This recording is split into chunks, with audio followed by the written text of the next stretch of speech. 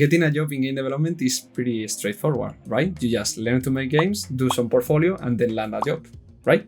When people talk about this process like this, I get triggered so hard because, yeah, it's true. It's so simple. It's just like that. But I think they are ignoring all the emotional road bumps that we all go through when we are doing this process because it's pretty much outside of our control. Like, I understand very well the feeling of studying something as hard as game development, then spend ages building a portfolio, all to send your CV to companies and not even get an answer. And this can get very frustrating because the more we wait, the more competition there are and the less motivation we have. That's why if you give me today just like 10 minutes of your attention, I will do my best to try to help you in this process. Not only on the technical side, because I feel like people talk a lot about how you can build your skills and how you can show your portfolio and how to do networking, etc. But more on the emotional aspect, like how to deal with being rejected pretty much all the time, how you can put your feet on the ground and really understand the situation on the industry and develop a plan B or even C or D, F, G, and how you can make that this job hunting process, first of all, is more enjoyable in general,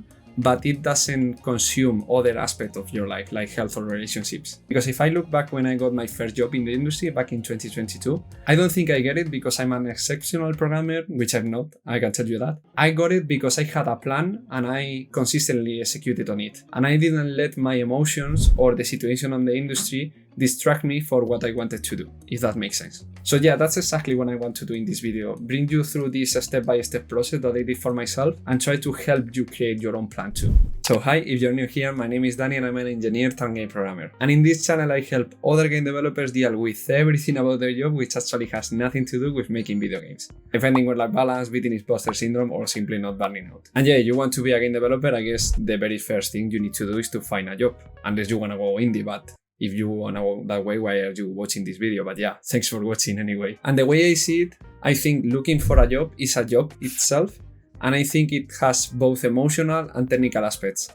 And I think people always talk much about technical aspects like building a portfolio, skills, networking, etc. But they don't talk much about the emotional side, like how to deal with being rejected all the time, not getting an answer, going through, I don't know, the process of not knowing where you're gonna get money and even if you're gonna make it. Like, I think those things are much more challenging, but still nobody talks about them. So let's actually start with those. Like, if, for example, we were having a conversation over lunch or something, and you were telling me like you want to find a job in game development, let's say you want to be a programmer just because I'm a programmer, so I have more expertise on that side, but I think this advice is pretty much applicable to any position in the industry. And the very first question I will ask you is like, what is your mindset around finding a job in game development? Like, is this something on the top of your bucket list on your life? Is this the number one priority? And if that's the case, have you researched how likely you are to get the job? Because especially in these last 5 years or so,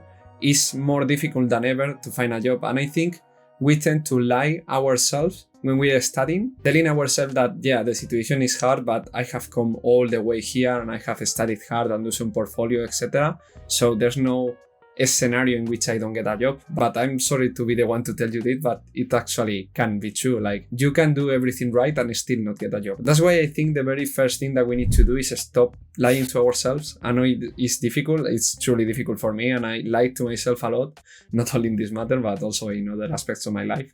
But I think you cannot move forward unless you know where you are. And I get it. It's like we are so bombarded with information which contradicts the reality in game development. At least in Spain here, we have loads of institutions who teach game development and give people the impression that the industry is in a better place than it really is, if that makes sense. I remember some friends telling me like, oh yeah, I just got out of college and I don't have portfolio, but yeah, I have applied to all these mid or junior positions. And then I look at the reality and it's like, I'm a mid game developer and I still don't get a job that easily because you need, like, there is so much competency out there that you really need to stand out to get some kind of interview. And I don't think this is gonna last forever. I'm positive in that matter. I think this is gonna get better for the future students who are graduating right now. But I think it's not ethic nor moral to tell people that the situation is better than it really is. So yeah, not saying here that you should be negative or catastrophic about the situation. I just think you need to be realistic. And that's a good thing really, because you are not either gonna be let down or are gonna be dread during the process. So yeah, the very first thing I will advise you to do, and the thing I try to do myself every day, is to have a correct mindset around this job hunting thing. And what I mean with that is I find myself having to constantly remind me how important is getting a job in game development in my life in general, like how much of a priority is that in my life. Because I find when I shape my whole identity as the video game person, I suffer more because most of those things are outside my control, if that makes sense. Like if you, for example, are looking for a job in game development and you let that process interfere with you exercising regularly or sleeping well, or I don't know, seeing your partner, your family, or friends, it's probably be bad in the long term because you are sacrificing things which are, in my opinion, more important for your life for something which is, first of all, not that important, but most of all, you are not in control. And it's like, you are truly in control of exercising, but you are not truly in control of getting a job in game development. So before jumping right into the job hunt, I think it's pretty useful, at least for me, to write down how much of a priority that is in your life, because we take different decisions if the job hunting thing is the number one priority in our lives or is the number 4, for example. And if one day we need to decide between sending one CV more or going on a date with our partner, we can easily decide if we have our priorities sorted out in our minds. I know this sounds a little bit cheeky and obvious, like who will put sending a CV on top of seeing their partner, but let me tell you, like if you don't have your priorities sorted out, you can unconsciously sabotage yourself. Like I've been guilty of this in the past, and I have prioritized things which weren't that important but seemed more important because I hadn't a clear sense of what my priorities were. And if you struggle with that, I think goals are pretty much the way to go. Like if you don't have a goal, you don't have a limit of how much time and effort you invest in the job hunting process. So yeah, let's say for example that you are looking for a, I don't know, AAA junior graduate job on the game development industry. I think it's reasonable to decide 2 things. Number 1, when you are going to stop looking in case nothing pops up. In that day you can move on to plan B or plan C or whatever you want to do with your life. And second of all, how many hours per day you're going to invest, because I feel like this is an infinite game. You could spend literally 24 hours looking for a job because there's always a better job to be found. And you can spend also infinite days doing so because every day new jobs are being generated and every day the options are getting broader. So yeah, if you don't have a limit, I think you cannot stop anywhere.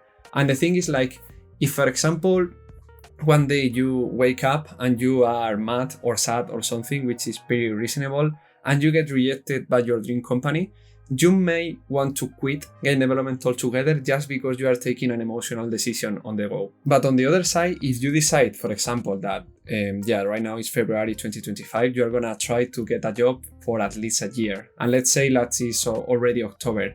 You can start preparing mentally yourself to quit looking for the job on December without this emotional burden of waking up one day sad and getting rejected, etc., etc. Like you already decided this on the past and you said, for example, if I don't get at least 4 interviews this year, I think it's not reasonable enough for me to try to get a job within this timeline. And it's not like you are gonna quit altogether, unless you want to do so, of course. I don't want to tell you that, but having a plan is kind of a safe place mentally, if that makes sense. Like if I have a plan on my mind and I decide before reaching the conclusion about when I'm going to quit something, when the moment comes, it's not an emotional decision anymore. I have already intellectually decided that. And I think taking decisions with emotion, not by emotion, neither without emotion, is the way to go. It's like whenever I think about the scenario of, for example, quitting, getting a job in game development, I feel emotions, but I don't feel them as intensely to not use my mind, if that makes sense. Like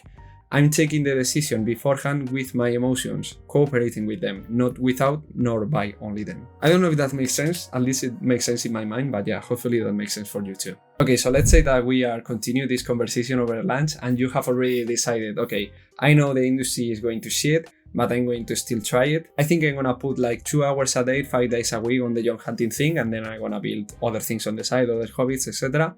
And I'm gonna give this a shot of 12 months, 1 year. Okay, so now you already have a plan and have consciously decided how you're gonna emotionally manage this job hunting thing. Then we can move on to the technical side, because I think it's much easier to do so in a place in which you are mentally assured that you can handle it than the other way around.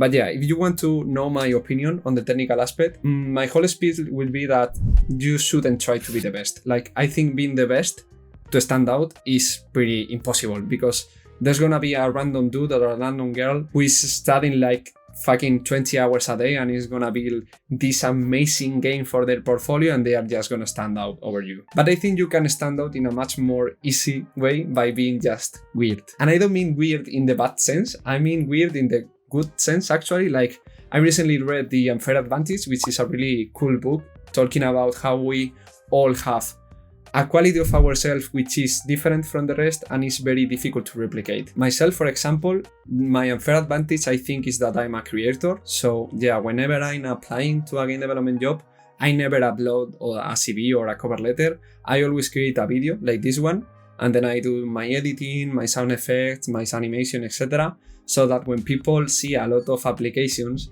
and they see that one of them is a YouTube link video to an unlisted video, maybe I stand out a little bit, maybe not. If you're a recruiter, it will be nice to know your thoughts on the comment section down below. But yeah, for whatever it's worth, I try to use my identity as a creator to look for a job. And I always try to do, I don't know, tailored content for any company I'm applying, or I try to do the video, etc. I do networking with the recruiters because I'm an open person, or at least I think so. So yeah, I will advise you to try to find your unfair advantage. And the nice thing is that it can be anything, really. It's like, for example, if you really like music, you could make a cover letter which is a song, and that's gonna stand out on the crowd for sure. If you draw, you can maybe hand draw your CV, and that's gonna stand too.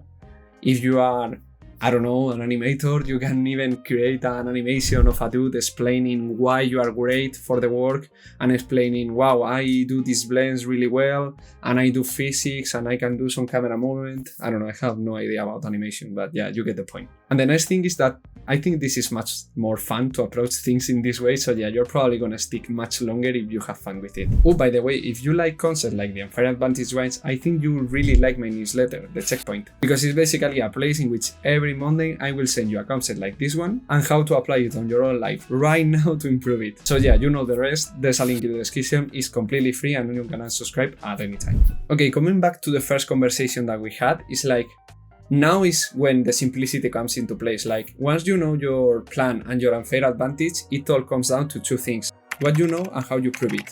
What you know is basically your skills and your portfolio. In general, in game development or any other creative fields, you cannot simply tell that you know Unreal Engine, for example. You need to prove it with something. So yeah, I think the first thing to do is to decide what to learn, because we all have the same 24 hours on the day and we cannot learn everything that we want. So yeah, I will advise you to really think what type of company you want to work for, because it's much different to work for a AA company than a AAA or an indie. If you work on a AAA, they probably value more specialized people than generalists, because they are probably just gonna give you one specific type of task and they expect you to do it very well. But on indie, on the other side, if you're a programmer, for example, you're probably just the only programmer, or maybe you are two programmers, so you need to know your way on UI, gameplay, core, engine, etc. So yeah, the first step is to decide what company you want to apply for. Let's say that you want to go for AAA company and you want to specialize on gameplay programming. This will mean that you need to learn your way on mathematics, physics, real time, a little bit of graphics, a little bit of engine, you get the point. Then the idea is to build a portfolio showcasing how you know these things. And I think a good portfolio comes down to two things: having varied games and having closed games. Having varied games just means that you know your way on different technologies, even if you are not very good at them. And having closed game, I think, is the number one important thing on a portfolio, because there are some things on game development that you cannot experience unless you finish the game. I like to think that games are composed by two 90%. Like, you have the first 90%, which is just making the game, and then you have another whole 90%, which is closing it. And this includes things like porting to different platforms, book fixing in the end, which might be a little bit more tough, which are things not very fun for anyone, I guess. I'm sure someone there enjoys these things and are earning a lot of money because of it. But yeah, in general, these are things that you need to work with the job. And if you don't finish games, you are never gonna experience them. So for example, if I were building a portfolio for myself right now, I would much rather have just 3 games, one in Unity, one in Godot, and one in Unreal Engine, for 3 different platforms, maybe mobile, console, and PC, and I want all of them to be finished. And this means that maybe I can do a platforming with just 1 level, I can do an arcade with just 1 level, and I can do a puzzle game with just 2 levels or 3 levels. And I want them all to have their documentation, repository, and finished builds. Because when an employee is looking at the portfolio, they know that I have went through all the game development pipeline. And I feel like how you show your projects is as important as what the projects are about. Because the thing is, like, I think recruiters these days have such a little amount of time to see your portfolio that if you present something which is maybe not working on mobile or is not visually appealing, I think they are just gonna pass. So I think taking the time to build a website for your portfolio or even using GitHub, which is pretty nice and it's free, goes a long way with assuring that at least someone is gonna watch your portfolio.